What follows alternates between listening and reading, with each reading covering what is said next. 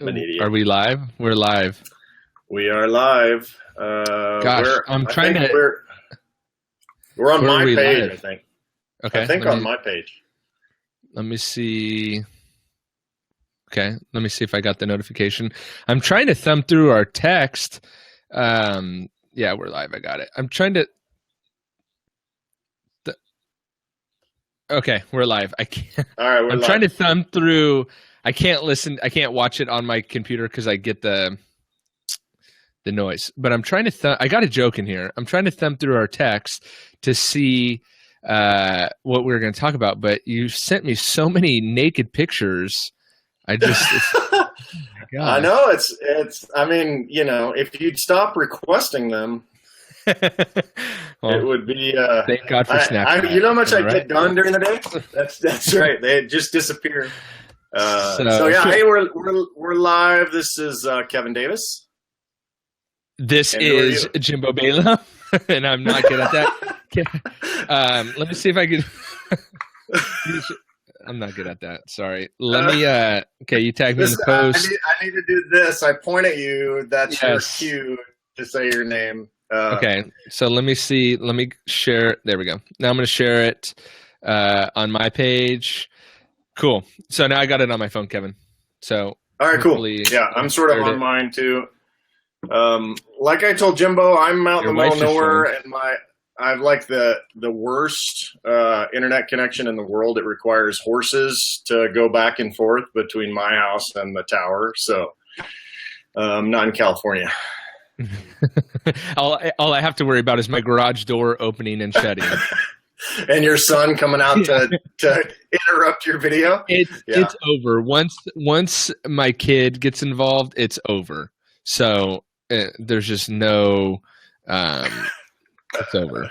So my wife wants to know whose hair is better. I think yours. Yeah. You know what? And I'm kind of having a bad hair day. And but it looks pretty good in this afternoon light. So yeah, that's right. What's up, Julio? I see you.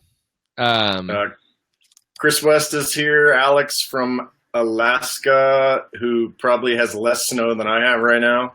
Let me see if I can. Oh, perfect! I turned down the sound so I could watch it on my computer. Can I edit this to say something? I can. Okay. So Jimbo, on your screen, we're getting all the live comments that are showing up on Facebook. They just or you saying you don't see that. I am. I actually have the Facebook Live going on my phone and on my computer, so I can thumb through and see everyone. Grant Hotry's here. Chris is here. Zach's here. Hey, if you guys are watching, one thing I like to do is let us know. Just type in the comments where you're watching from. And why not your company name so we can give you a shout out? Yeah, there you go. Cool. So you want to just go ahead? I was just going to dive right into it, Kevin. Now that we got this technical thing figured out, which was really a stupid little glitch that we could have figured out 2 weeks ago. But hey, two tech guys can't figure it out. That's all right. Yeah, we're really inept, basically. Yeah. The secret is out. This is why we don't do live, because people will figure out that we don't have any idea what we're doing. Well, I've been telling people that's my secret for a long time. But you just pretend like you do. I do. I just fake it till I make it, baby. Grant's with Final Touch. David is in Huntington Beach Solution Finish. You work with Chris? Okay, cool. Chris keeps telling us that we look great, so not to worry. Chris, I can always count on you when I'm feeling down. Alex Dublin is in the North Pole, Torque Performance. And Kevin, he wants you to know that they only have 3 feet of snow. Oh, good. Well, that's awesome. Is Kenneth your neighbor, Kevin? Evidently, he's my stalker. So that's hilarious. Cool. So let's get into it. You wanted to, well, not you, but we were going to talk about, and yes, I'm guzzling coffee at 1:30 in the afternoon. Nice. But you know what? I'm going to go over here because then you're live and I'm not watching the delay. What are we talking about today? Nothing. We're just going to sit here and look pretty. Well, one of us. I'll let you decide who it is. Yeah, Randy. No, we're going to talk about Go ahead. We're going to talk about ego in the detailing industry and how it's making detailers go broke or not make any money. I just had a great conversation that I recorded yesterday with Kevin Awalt. Yeah, I want to say that in 2 syllables, but I'm pretty sure it's one. And his episode's going to go live on Monday, so I don't want to give too much away for that because it's a really great episode. But we talked a little bit about ego and how it's just so destructive. And so, yeah, it was kind of timely that you brought this up as well, Kevin, because the ego is so rampant in the detailing industry, and it's also so frustrating, that guys let their ego get in the way of not only making money, but severing relationships with people that don't even pay their bills or matter. Yeah. So, I mean, we're talking really about 2 things, right? Like we have the Facebook ego, which is the keyboard warriors kind of thing. I mean, that's a whole other issue. We've talked about that before, but, and then we're talking about allowing your own personal ego to drive the way you run your business, right? That's what we were talking about a little bit earlier. Mm-hmm. So, like in that vein, mm-hmm. Well, I mean, obviously everybody knows about ego on Facebook, right? Everybody thinks they're the best. They post, and I think I've said this before, the one Ferrari they did 5 years ago, and then they keep reposting it in every opportunity they get. But, and that's what affects relationships. That affects our industry in a very negative way all the time. If you spend much time on Facebook at all and you haven't unfollowed everyone yet, it's a lot of hate in our industry actually, and it seems to be getting worse.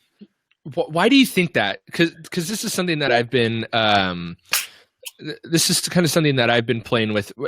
Maybe it's every industry, and it's just because we're in this industry that we realize it more. But why is there so much ego in this industry? Is it because it's 95% male and that's just what guys do? Could be. That's testosterone poisoning, in other words. Yeah, hashtag that. Could be that. But I've been trying to think, like, why do guys, or maybe because detailing is such a passion play that every time someone says something negative about someone else's work, it they take it as personal. Yeah. Yeah. I don't know. I mean, well, I've tried. I mean, yeah, it's, I have different experiences with different industries, fitness industry being one of them, which is obviously, especially when you get into competition and all that. I mean, it's completely the most self-centered industry in the world. I mean, obviously.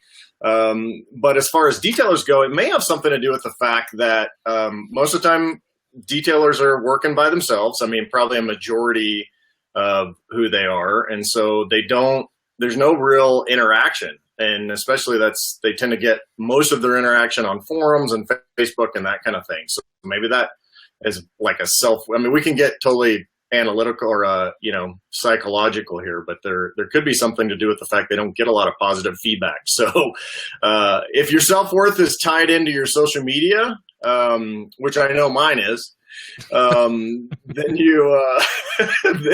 then that creates a little bit of a problem if you don't get what you expect. But actually, I want to push back on that a little bit.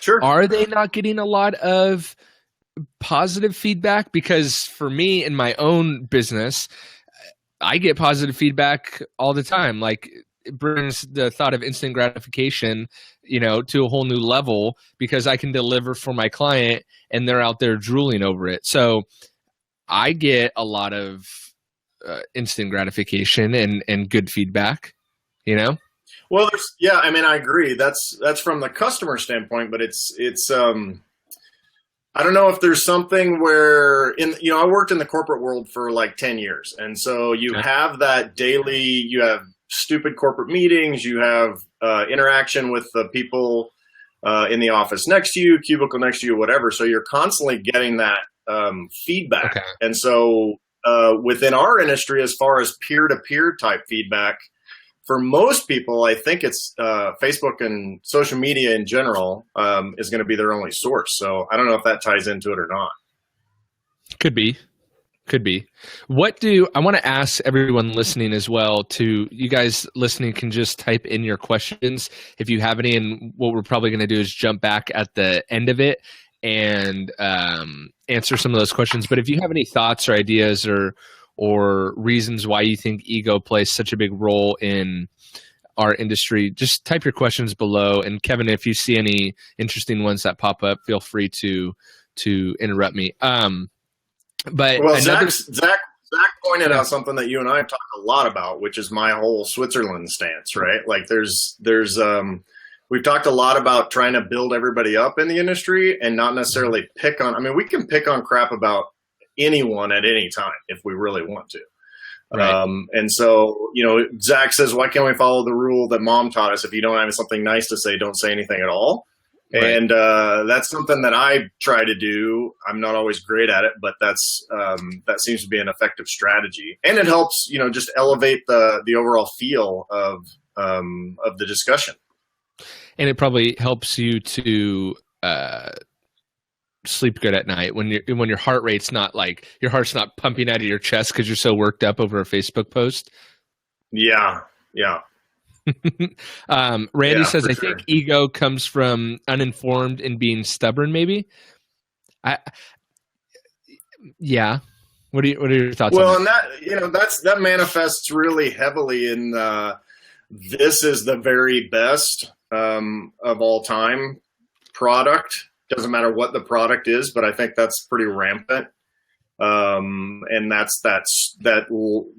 and granted, we all as marketers, as business people or whatever, we want people to believe that our product is a great option, is the best option for them. I personally, that's not necessarily true. Like, I want everybody to have a Detailer's Helper tool belt, but if it doesn't work for your workflow, if it doesn't work for your business, then don't buy it. I'm not going to say that it's the absolute only option out there.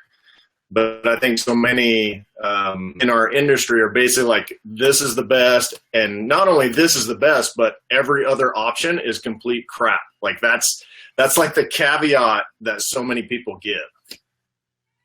Yeah, I've seen it. It's funny. I've been thinking about this lately, is that before I started the podcast, I wasn't involved at all with the online detailers community, like at all. I was maybe in one or two detailing groups, and then I just decided to start this podcast thing. So that opened me up to this whole online community of detailers. And the first thing I realized was that a lot of the stuff guys were talking about online didn't really apply to real world detailing, I thought. So maybe to that guy's point, a lot of it comes from people not being confident in their own shell. And so they're just lashing out at people. But I had another thought. Do you listen to Gary Vaynerchuk at all, Kevin? I have, yep. So a lot of the things he talks about, or one thing that he keeps kind of hammering home right now, is that he wants to build this tallest building in town, right?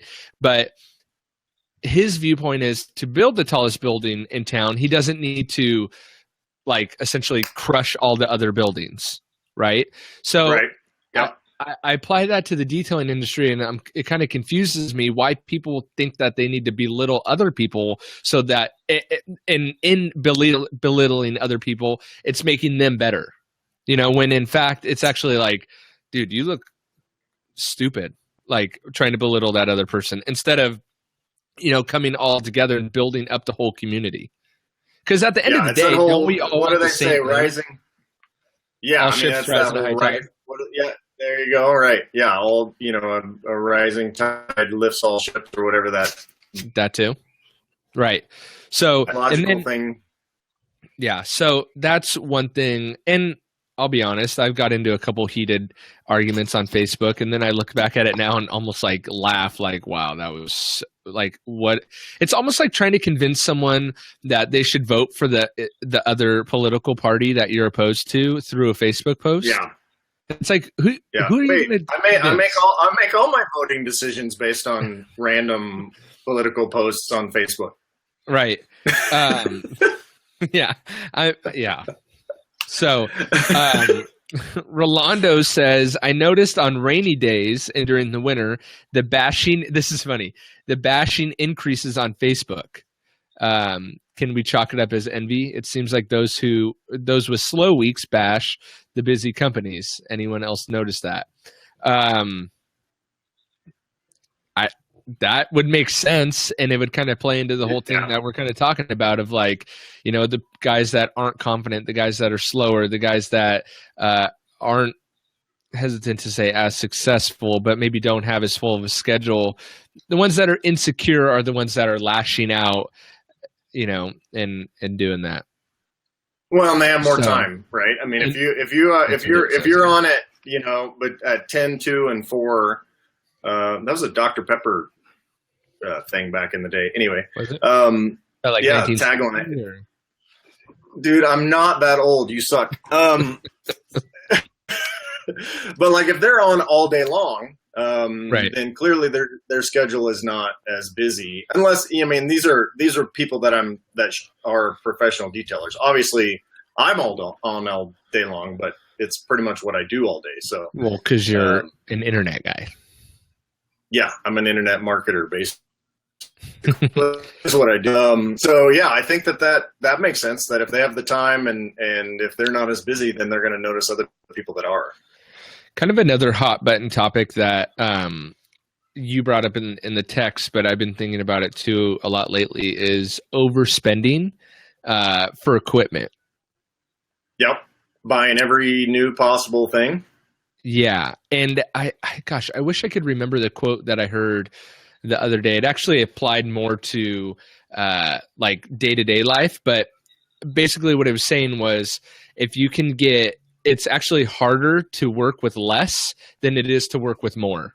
So the less equipment you have and the less products you have, the more you're forced into make what you have work, versus have like every single product for every single possible situation that you could ever come across. Now, I think there's a balance in there, and I don't know how you feel about it, Kevin, but I try, in my personal detailing business, I try to have as minimal amount of equipment and chemicals as absolutely possible. Yeah, that's just an efficiency thing. I mean, we were all guilty of it. It's like, oh, well, this polish might work better, but as it turns out, it doesn't, or whatever. But then you need to get rid of that stuff. I mean, whatever, basically, Tim Ferriss talks a lot about this minimum effective dose, right? Mm-hmm. And that applies to business and exercise and food and whatever. It's basically whatever the least amount of work required, or in this case, product or tools, to accomplish what you're trying to accomplish, which is, I hope, be profitable, right? And mm-hmm. So that's your tactic is exactly right, to where you want to minimize everything you have down to the point where everything I use has a specific purpose and it contributes to my bottom line, versus I just spent, $1,000 on new chemicals so I can try them out. Chris says he has 5 days. Yes, all this pertains to, unless you're looking at buying a detailer's helper belt. That's right. And then definitely. Well, you should see Chris wear it. He's got like one over his beard and his neck and his chest. I mean, it's ridiculous how he wears them. But pretty soon he's going to have to tuck his beard into his belt. Yeah, that's my next new bag. So to kind of wrap up the ego thing, I think Paul or Nicole Rhodes says it the best. I wish people could be happier when they see others doing well. I love seeing those around me doing well, and brings him joy or her joy. Isn't that how it should be? And I don't know. Look, we're not coming on here to try to solve any issues or problems or whatever, just a topic for discussion. But I just wish other people could be happy with other people's success. Yeah, I mean, I think that applies in life. That applies no matter what you do, because I'm not a woo-woo guy, but there's a certain amount of energy that can come into your life, and what you give to other people makes a difference. And if all that energy is negative and you're just pissed all the time, which I admit, on a very cloudy, snowy day in the middle of what is February? I can be that way here, but it's not. It's almost March, Kevin. Keep your head up. That's right. That's right. Only 3 more months of winter for me. Thanks a lot for reminding me. But no, I totally agree. Like, that's just a life skill that I think if you look at the people that are very successful in our industry, for the most part, that's how they are. I mean, Mr. West is a great example. I mean, if you guys have an opportunity to talk to Chris West, and I'm just singling him out because he's here, but there's tons of guys like him, but he's always willing to help people. He's always positive. He never has a bad thing to say about anybody. I mean, that's just, he's a guy.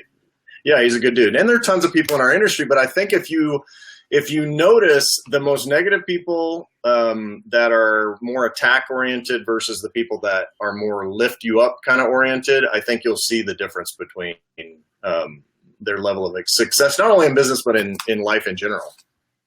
I've noticed the guys that are really on the attack, they fizzle out super quick. Here today, gone tomorrow, see you later. You know? Yep. Zach has a good question. He even thought so. He says, now I have a great question for you. So no ego in there, Zach. Just teasing. Wow. Let's go ahead and demean our viewers. That's awesome. Yeah. Nice job. Well, what do you feel determines success, and what is considered success to you guys? You want to go first, Kevin?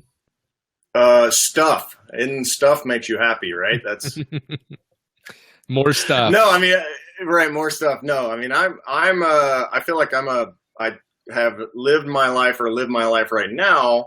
That I know, Zach, success I'm teasing with you, bud. Success is basically, the experiences that you have and the people that you have in your life. I mean, that's, and through this industry, I've developed tons of friendships that I ordinarily wouldn't have. Shoes. Yeah, that's right, Paul. But I mean, it's for me, success is basically building relationships and having experiences that you want to have. And, that doesn't, sometimes that requires some financial success, but most of the time it doesn't. I think I consider success. I think there is no one definition for what success is or what successful means. For me personally, I consider I have a set of goals, right? I'm not sure what that means, Chris. I'm not going to repeat it just in case because of who mentioned it. But success is a happy wife. That is probably true, Kevin. I am extremely disappointed that you didn't start with that. Thank you, Michelle. She's in the next room, so she's gonna come in here and beat me afterwards, probably. Yeah. Well, we'll leave that one on the table. Anyway, but success to me would be at least for me personally, I have a whole overview 30,000 foot view of what I want my life to look like and be and accomplish in my life. And so success to me is how close to that I'm getting, right? And then but that target is always moving as well, right? So for example, in high school I knew that I wanted to be a small business owner, right? That was what I wanted. To me, success would be to own my own business, right? And then at 19, when you're out of high school, I started my own business. So then that was success for me at that time, right? And then the goal moves a little bit. And then as I started having kids and a wife and all that and house, it gets bigger. So that goal is always moving. And now that I'm married and a little bit more established, I have bigger goals that I want to accomplish. And then by this age, I want to have this so that I don't have to be on my hands and knees scrubbing a wheel. Know what I mean? By the time you're old like me, is that what you were trying to say? Yeah. I mean, it's geez, by the time you got 25 years until then, you're good to go. I was getting my hair cut the other day. This will make you happy. And it really pissed me off. I was getting my hair cut a couple weeks ago, and my friend cuts my hair. Thanks, Greg. His name's Greg, and he goes, "Oh my gosh!" And I'm like, "What?" He's like, "I found a gray hair," and I'm like, I was like, dude, that's not cool. Like, you're making it. He was all excited that he spotted a gray hair. I'm like, that's not cool. Nice. So well, just there's a reason I'm clean shaven and I keep my hair short because that keeps me looking, a little bit younger. And Botox injections and all that helps too. But so hey, Botox. Did you? So yeah, I think that.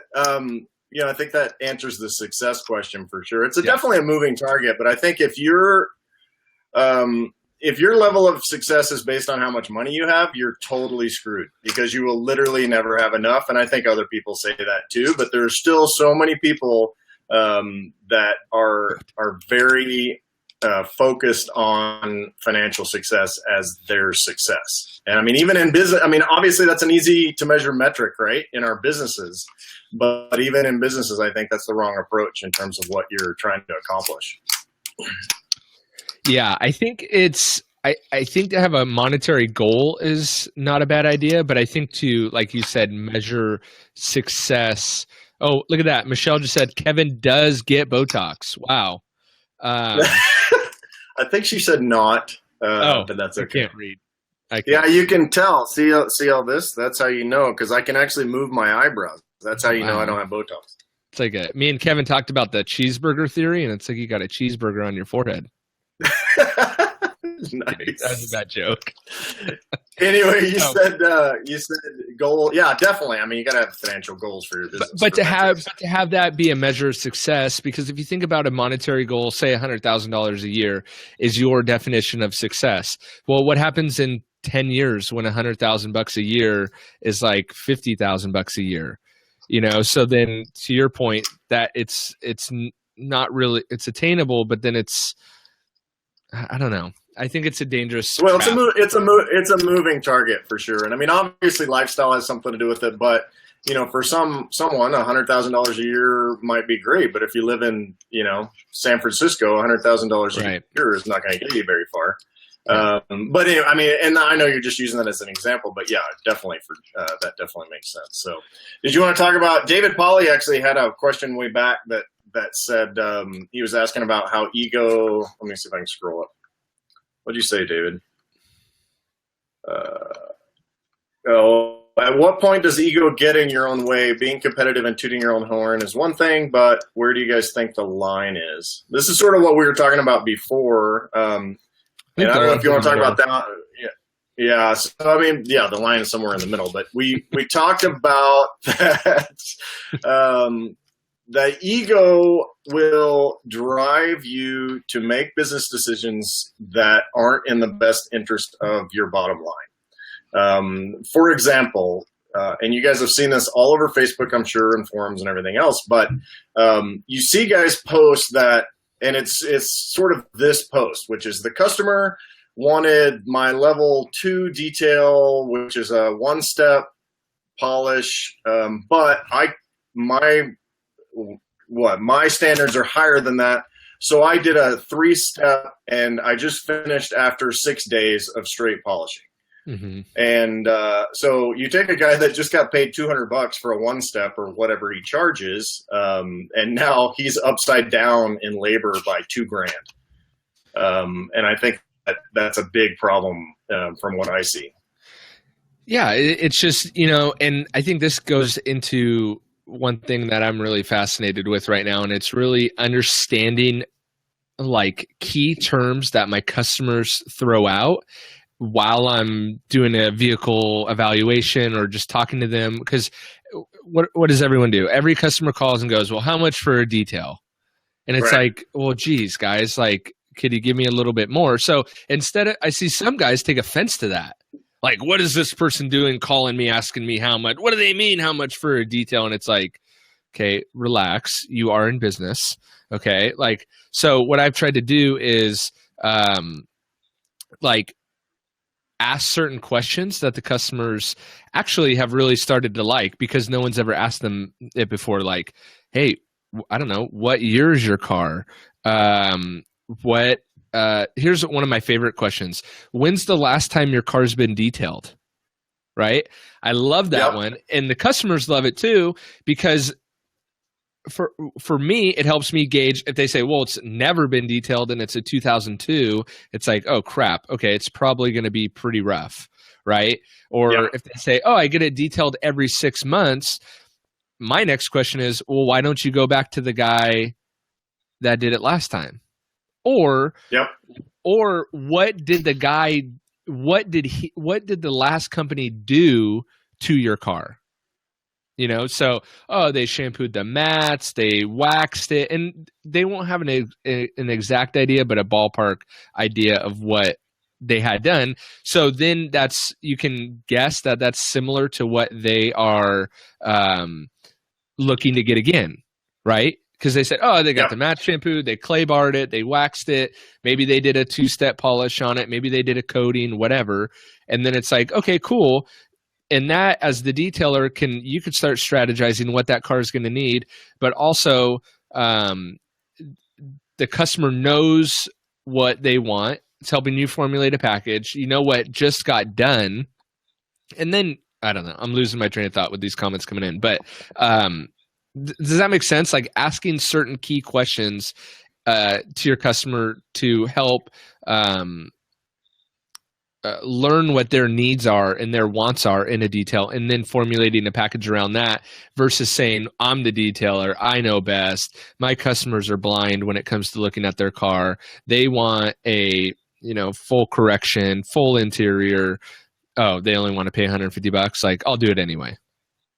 Yeah, right. I mean, that's because the idea is, again, that minimum effective dose that we talked about. Like, how can I meet their expectations at a price that makes sense both to me and to the customer, and do that, not 5 hours more than that, and so that they'll be extra happy, which 98% of them won't be any happier than they would have been if you had not spent the extra 5 hours.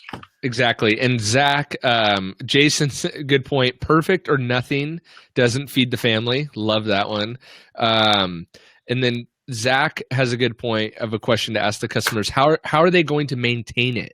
How are they going to maintain the car after you're done? He says, why put all the work when they only wanted a one step? They're just going to be maintaining it the way they used to. You wasted time and money. That's another thing. Full corrections, if you do that, awesome, good for you. But if the customer next week is going to go to the local car wash and run it through and let them do their thing at the car wash, I mean, it's a waste of time. And you could, I say that to my customer of like, why are you going to, perfect example. I got this older guy, he's got a brand new Audi and it's black, metallic black, and has some really light spider webbing in it, right? Not swirls, spider webbing. And he goes, my son was pointing out, this stuff in the paint and blah, blah, blah, blah. And so I got the car in the sun and I said, is this what you're talking about? And he said, what are you pointing to?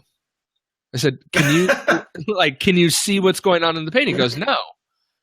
I said, okay, then here's what we could do.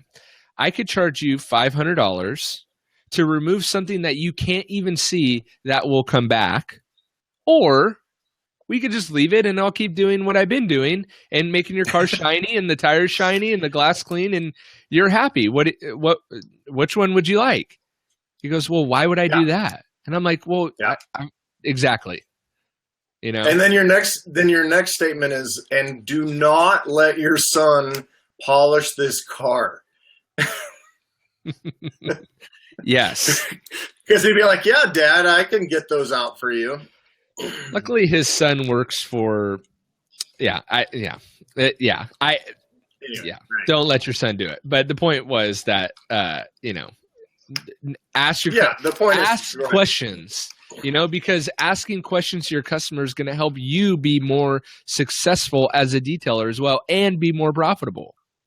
Right. If you don't know the expectations, you don't know what they're, because either they have very unrealistic expectations and you can manage that, or they have perfectly reasonable expectations and are willing to pay for that level of expectation.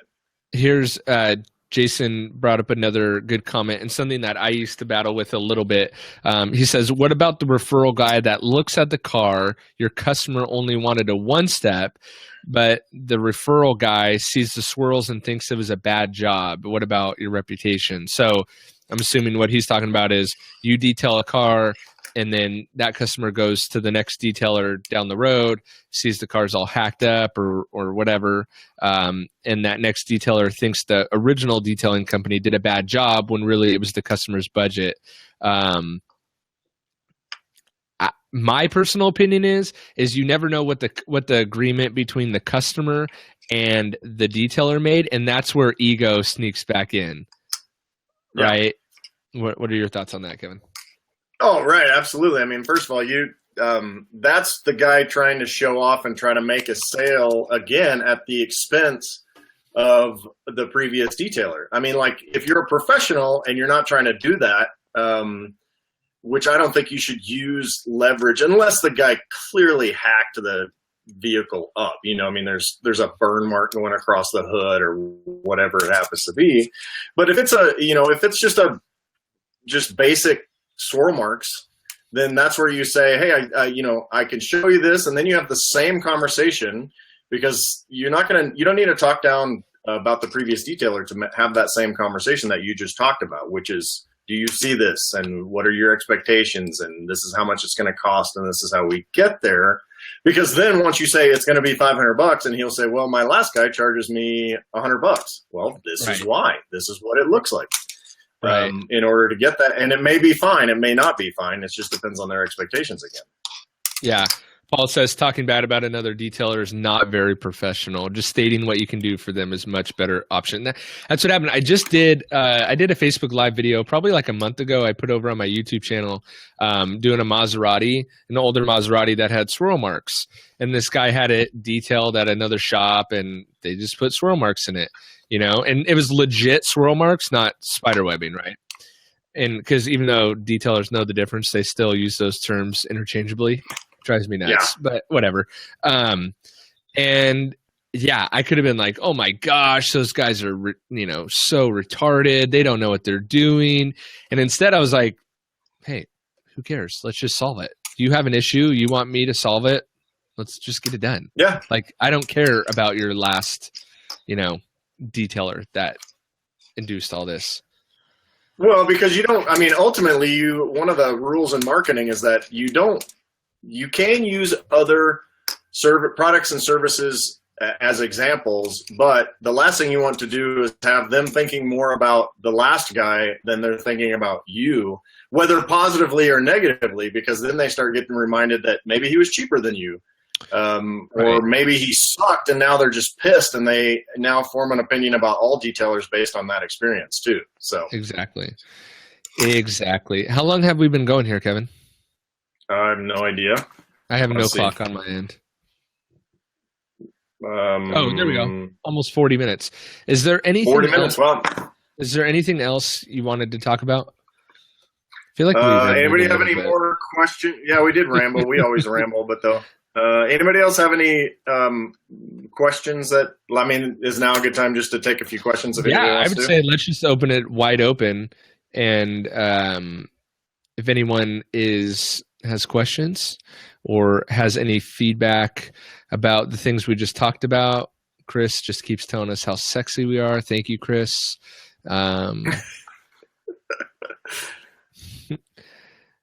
See, there's Chris again. Really impressed. Chris, you are our biggest fan today. You win the award for biggest fan. Thank you. Yeah, I'll send you a 6th detailer's helper. Yeah. And an invoice. Will the coding war ever end? Are we going to talk about coatings? No, we're not talking about coatings. What do you think about 2 Bucketman? Oh boy! coatings. Go ahead. Go ahead. You talk about coatings. I just think it's like just another excuse for guys to talk about how much better they are than anyone else, and it's like, My biggest gripe with coatings has come down to the detailer overselling it. Just don't oversell it. I think coatings could be a great product. Listen, there's only so many chemicals that can make up a coating, right? So all of them can't be that different. Okay, I get it. They could be different, but they can't be that different. Do you have an opposing view on that statement, Kevin? I don't. I'm Switzerland. No. So I'll step out to get my neck chopped off. I don't think that any one particular coating can be all that different than the next. Okay. I think what the problem is that detailers are overselling them, saying, whatever. Like the biggest thing for a consumer is the scratch resistance. And whether the coating is scratch resistant or not, obviously depends on what you put it through, but I don't think that should be the main selling point of the coating. That's my gripe. Right. Because you as the detailer don't know what that customer is going to do to the car. You don't know if they're going to be in a pinch. That one time they drove halfway across the country and the front of their car's full of bugs and it's bugging them. Pun not intended. Nice. And then, they decide to just take it through the drive-through place once because, hey, they have a coating on their car anyway, and it's scratch resistant, right?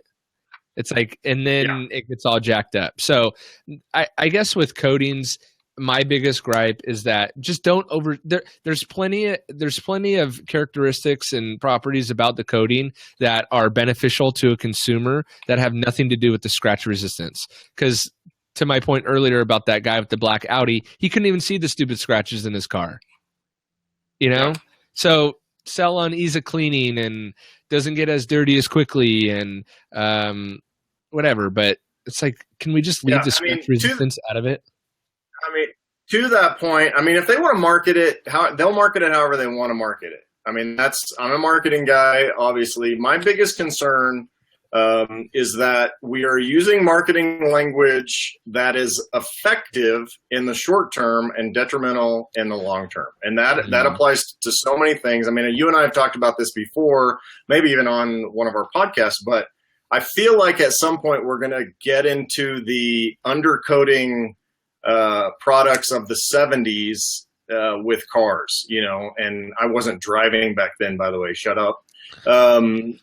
But yeah, dealers used to sell this magic undercoating that would protect the cars from rust and all this other stuff. Basically, it's just rubberized undercoating that you can buy at, AutoZone or whatever. But they promised that your car would never rust. And so, if you've ever seen one of the iron tanks from the Rust Belt you wouldn't see it on the road anymore. You see them in a magazine or something like that. But they're absolutely destroyed. Like there's nothing left, undercoating or not. And I worry that that's where, and tons of products do that, but that's what I worry about, some of the claims being out there that might cause consumers to even if they're not out and out saying it, consumers may interpret it as more beneficial than even what the detailer is trying to sell it as. And I guess my other gripe would be guys tying in their business into one particular brand of coating. Or one particular brand of anything. Of anything, right? Because I just think that it leaves you way too vulnerable. And you're totally right, of anything, because honestly, none of us as detailers have control over what company XYZ does with their brand, right? So we're tying our brand into this other brand that we have no control over. And what if they do something like totally crazy and unethical, and then you got their brand all over, tied in with your brand? It could just... I see. Those are probably my two biggest gripes. Worth of marketing collateral I actually did a video on this called Stop Co-Branding Your Business. And, we see it all the time. So it's basically making other companies' brands more important than your brand. And being tied into specific people. But I think, do we have any more questions? Randy wanted to know, he said marketing. I just released an episode on Monday with Paul Frasco, who had some really cool like marketing piece ideas, was stuff that he would leave behind in the cars after he detailed them that were really, really not costly at all. So I would suggest that, Randy, if you're still on, that you go back and listen to that one. Floor mats that are branded, water bottles, stuff like that. I feel like this is going to be funny, Chris. One thing that disturbs me the most is when I see or read about my product and they overhype it, not good for the brand or its reputation. That actually wasn't funny, Chris. That was very serious. Thank you for that. No, yeah. But solution finish cruise can't. Yeah, but look at that from a guy who owns a product company. He doesn't even want his product overhyped. And let me tell you what, I was pumping Chris's product one time at a car show, and that stuff sells like hotcakes when you do a demo to people, you know. And he doesn't even want it overhyped because it does reflect badly on the brand too, which goes into a whole nother topic of why coating companies would want to do that. But I think you said it best, that they're playing for the short-term gain. So yeah. Yeah, for sure. Yeah. Jason asked about PPF. I don't know enough about PPF to even. I barely know what it stands for. We should do a hairstyle video. I mean, we should do a video on like how we get ready in the morning. Yeah, I basically have a team of small mice. Right. That comes into my bedroom like Cinderella. It's pretty much exactly like that. Yeah. Step into your glass slippers, and then as soon as you don't even get out of bed, you just sit at the edge of your bed and let your team. Yeah. You know. The little bluebirds come in and pull the covers back, and then the whole thing starts. It takes about an hour and a half, but it's okay. We're going downhill. Yeah, we are. So any other... did you just flex? I missed it live and saw it on my phone. Did you just flex? No, I didn't. No, I did not flex. What do you mean? This is my office over here? Yeah. It looked like you just flexed. No, I did not. I did not just flex. Kevin, what's over your left shoulder? Nothing? What? Over my left? This? Is this what you were talking about? Yeah, what is that, Kevin? This is I'll do a video, or I'll do an announcement. Wow. Is this a world today? Exclusive? We actually world exclusive for this live broadcast. So this is my micro polisher add-on bag for Detailer's Helper. So due to copyright and brand trademarks and registered trademarks and all that, so we're calling it that, but it does perfectly fit the Rupus Nano. They have not endorsed the product, so let me make that very clear. But yeah, we got that out on the site. So if you guys are using those smaller polishers, or you just need something that's an in-between size bag for tools or whatever, it's perfect for that. So does Marty already have one? At some point. Marty was one of my testers. So Marty got, well, he lives locally, so I didn't have to ship it to him. Yeah. He has one of the original prototypes I sold. I sewed, when I prototype these things, I actually sew them myself. Wow. So believe it or not, no, the mice do it. I'm lying. Oh, but the bluebirds. Yeah, the bluebirds and the mice do it. So yeah. So anyway, I'll have that out on my Detailer's Helper thing and share it around a little bit. So if you're interested in those, what's going on with the auto detailing podcast? So the auto detailing podcast, I actually have some super exciting stuff in the works that is like 50-50 if it'll work out or not.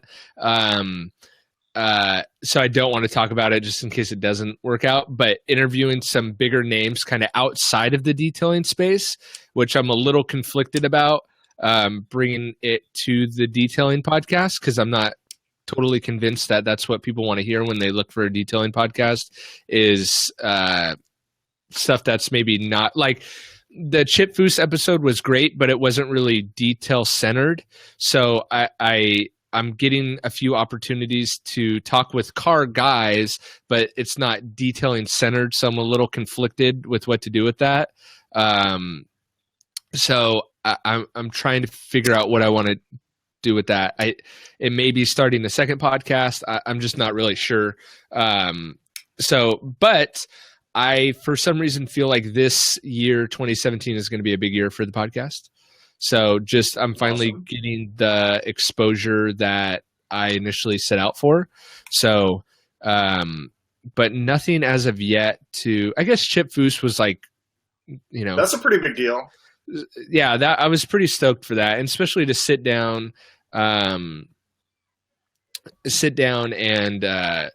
do a face-to-face with him. So, he's a genuinely cool guy, but dude, he's so cool. And then it was funny because I left his shop and I had parked my car like way down the street. So I like walked to my car, sat in my car, made a couple phone calls, walked back, and like there's Chip just walking down the street like a normal dude, like going to his other shop down the street. And I'm just like, yeah, this is so crazy. So, but the podcast is, I really, really want to do more video. And so, David says detailers are car nerds. We don't always want to talk shop, but, and maybe I'll go to the audience for this, but cause I have I'll give you an example. So I was in contact with this PR company yesterday, right? A PR company on behalf of a very well-known car company. Okay. And they're looking for media or press for a C-level exec of that company, right? And it's like, cool, at South by Southwest, right, in Texas. And it's like, great, I would love to interview him. It'd be huge for me personally, right? But it's not detailing related. So do I bring that onto the auto detailing podcast, or what do I do with that? And maybe we could just even brainstorm right now, Kevin. It's like, say the CEO of Kia, well, that's kind of lame, but say like the CEO of Chevy, right? Wanted to, a PR company was trying to get him press. And so they were coming out with this new model, and, they wanted to talk about the technology in the car. Is that weird to bring it on? Is that weird though? You could turn that back to are there any new material? What do we need to do? Talk to him about his business, the car, and all that stuff. And it's always easy to tie it either back to business or back to detailing. Like when the Priuses came out, which is like the worst car in the world, they have this soy-based interior, right? That is like, or they did at one time, weird when you try to clean it. So there might be something there, and you can prepare the PR person for that ahead of time to say, hey, I'm going to ask these questions. Okay. So make sure he knows the answers. And so, but I mean, I think most of the people that are listening to your stuff are either detailers in business or, people that are interested in being in business at some time. And so any, other, makes sense. We can, this thing Michelle's going to be doing with Bogey from All Girls Garage, Phoenix, that would be an interesting thing. It's an all-female build for SEMA. Mm-hmm. So that might be something that your audience would be interested in seeing, especially because, women are underrepresented. Right. Yeah, so, that's me hungry. I'm actually glad I brought this up and that we're talking about it, and kind of just getting the instant feedback from these guys of like, why not just talk about it on the show? Because I really don't like the idea of starting another podcast. I really like the idea of bringing it into the auto detailing podcast. No one likes that idea. It doesn't sound like it. It's amazing. Everyone's like, no, that sucks. Like, that is horrible. Why would you ever do that? So there's actually, I just secured, and I don't know if I'll probably end up using this for a podcast and try to wiggle it down, but I just lined up, I'm hesitant to say it, but I just lined up to have, are you still with me, or did you freeze? There you go. I'm here. I'm being really still. On the 18th of this next month, it would be March 18th, I'm going to meet up with Matt Farah and do a podcast with him live in person. So that's cool. And again, nice. That's teetering on that line too of like, for one, I'm worried because I can't talk cars like he could talk cars, right? So I got to keep it away from like engine compartment, You want like one of those pieces, and I'll talk to you like a producer in the background. I can. Yes. Be like, Kevin, he said 427.68B. What the hell is that? Because he could. That's his realm, right? Yeah. So I'm like, dude, I'm worried but that's a good example of like, okay, how am I is that an auto detailing podcast episode? Like, are people interested in that? And from the instant feedback we've been getting right now, it sounds like they would be. But things like that, I'm hoping for 2017, more opportunities like that. A little bit more, bit outside of, sorry, go ahead. Oh, I was just saying, yeah. I mean, it's all related. People want to hear about business and personalities and cars, especially. I mean, you've got auto in your podcast. We deal with cars all the time. It's perfectly reasonable. I think any business person would be reasonable. I mean, you're not going to do a cooking episode, but I think that, I think you're saying. No, and it's all going to be. Ray. What's that? Ray as a guest, unless she has cool cars. You never know. So, but yeah, I guess what I would like to do is like just level up a little bit and to like go one realm outside of detailing. Not that there's anything wrong with the detailing space, and I'm actually really excited about some of the interviews I already have recorded that are coming. But just kind of start incorporating guys that are one realm outside of the detailing space. So. Right. Yeah. Well, we've talked about even my own, the Detailer's Helper stuff. I kind of ran out of topics. So, every once in a while I have one that comes in and all that, but there's only, so many different. I just don't want to be boring. I don't want it to be a boring show. And I also don't want to regurgitate what other people are already talking about. I don't want to be like, oh, I saw so-and-so put out a video on this. Let me just do a podcast episode on that, And that's one thing that I've always kind of prided myself on is, even though there's that quote of like, what is it? Good people create, great people steal, or whatever. And it's like, I hear that, but I've always kind of like, puffed up my own ego a little bit, knowing that I never go onto YouTube and search detailing topics and then do a podcast episode on them. Everything is like, I just thought of it, Yeah. So. Yeah, for sure. And I may be regurgitating, but not intentionally, right? Not intentionally. That's the secret. Call me out. Yeah, I don't know. I mean, like that. But yeah, podcast and detailershelper.com. And so, yeah. You cut out a little bit. So it was autodetailingpodcast.com and detailershelper.com. That's right. A little bit of a plug for both of us, but cool. Yeah, detailing seasons coming up are not currently in your business. Time to get it going. I don't know why I'm shaking the thing, but you're just playing with your doggle. Yeah. That's all live, baby. Playing with his doggle. There you go. All right, guys. Well, I'm assuming that's probably. So do you guys want us to do this again?